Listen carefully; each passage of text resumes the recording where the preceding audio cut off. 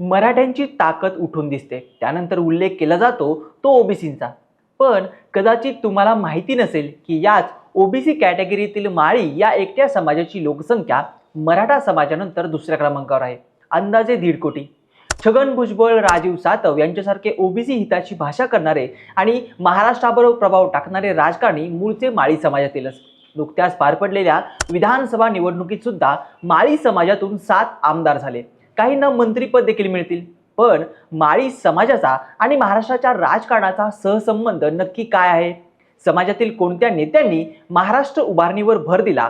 हा समाज सध्या कुठल्या विचारसरणीकडे किंवा कुठल्या पक्षाकडे झुकला आहे असं आपण म्हणू शकतो. आणि सर्वात महत्त्वाचं म्हणजे येणाऱ्या काळात राज्याच्या राजकारणावर हा समाज किती डॉमिनन्स गाजवू शकतो, त्याचंच हे अभ्यासपूर्ण राजकीय विश्लेषण.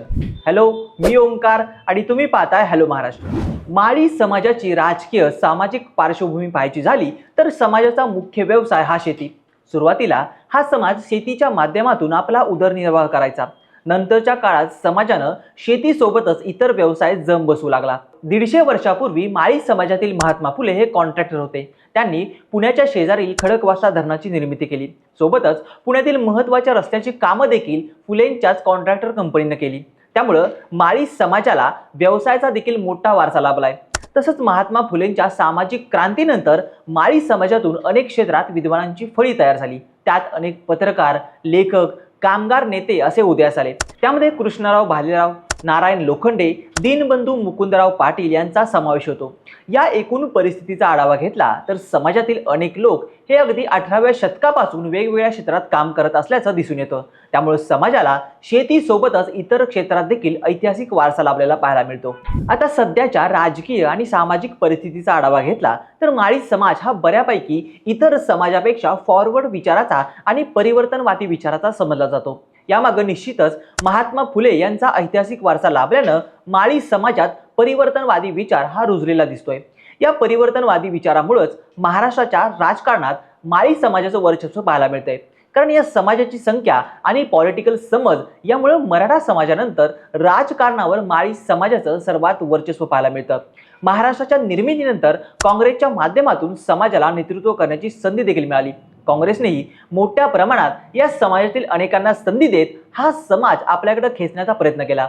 यामध्ये रजनीताई सातव, राजीव सातव, माजी आमदार राम कानगेत अशा अनेक दिग्गज मंडळींचा समावेश होतो. त्यामुळे माळी समाजातील अनेक नेते हे महाराष्ट्रात महत्त्वाच्या पदांवर काम करत होते. त्यानंतर शिवसेनेच्या माध्यमातून छगन भुजबळ हे मुंबईचे महापौर झाले. नंतर भुजबळांनी शरद पवारांच्या माध्यमातून काँग्रेस पक्षात प्रवेश केला. त्यानंतर 1990 नंतर माळी समाजाचं नेतृत्व हे तसंच छगन भुजबळ यांच्याकडे गेलं. त्यामुळं भुजबळ हे शरद पवारांच्या जवळ गेलेले पाहायला मिळतात. त्यामुळे माळी समाजाला मोठ्या प्रमाणात राष्ट्रवादी काँग्रेस पक्षाकडून संधी मिळत गेली.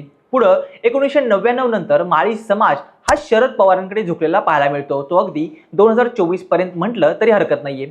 इतक्या मोठ्या कालखंडात समाजाचं नेतृत्व हे छगन भुजबळ यांनी केलंय. त्यामुळे माळी समाजाची राजकीय लिगसी ही छगन भुजबळांशी जोडली गेली आहे. पण सध्याच्या राज्याच्या राजकारणाचा विचार केला तर माळी समाज हा भाजप, काँग्रेस, राष्ट्रवादी आणि शिवसेना या 4ही पक्षात विभागला गेल्याचं चित्र विधानसभेच्या निकालावरून स्पष्ट दिसतंय. यंदाच्या विधानसभेत माळी समाजाचे 7 आमदार हे निवडून आलेत. त्यामध्ये छगन भुजबळ, देवयानी फरांदे, जयकुमार गोरे, मनीषाताई चौधरी, अतुल सावे, उमेश यावलकर आणि अजय चौधरी हे आमदार निवडून गेलेले दिसतात.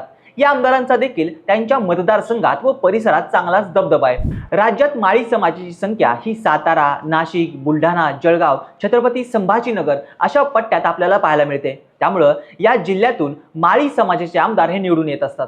मराठा आरक्षणामुळे ओबीसी समाजात सध्या भीतीचं आणि असुरक्षिततेचं वातावरण निर्माण झालंय. कारण मनोज जरांगे यांनी मराठा समाजाला ओबीसीतून आरक्षण मिळावं अशी मागणी केल्यामुळं मराठा विरुद्ध ओबीसी असा काही काळ संघर्ष देखील राज्यात चालू होता. त्यामुळं मधल्या काही महिन्यांपासून मनोज जरांगे विरुद्ध छगन भुजबळ असा संघर्ष देखील पाहायला मिळाला. मनोज जरांगे यांची भूमिका ही मराठा समाजाला ओबीसीतून आरक्षण मिळावं अशी आहे. या मागणीला ओबीसी समाजातून मोठ्या प्रमाणात विरोध होताना दिसतोय. मनोज जरांगे यांच्या मागणीमुळे राज्यातील ओबीसी समाज हा भुजबळांच्या नेतृत्वाखाली संघटित झालेला दिसतोय. त्याचा राजकीय परिणाम हा नुकत्याच पार पडलेल्या विधानसभा निवडणुकीत आपल्याला पाहायला मिळतोय.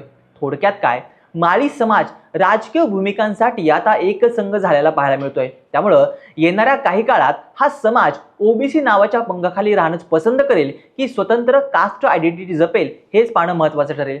बाकी तुम्हाला हा व्हिडिओ कसा वाटला ते मला कमेंट करून नक्की सांगा आणि अशाच राजकीय व्हिडिओसाठी आमच्या हॅलो महाराष्ट्र या चॅनेलला लाईक, शेअर आणि सबस्क्राईब करायला विसरू नका। व्हिडिओ शेवटपर्यंत पाहिल्याबद्दल धन्यवाद।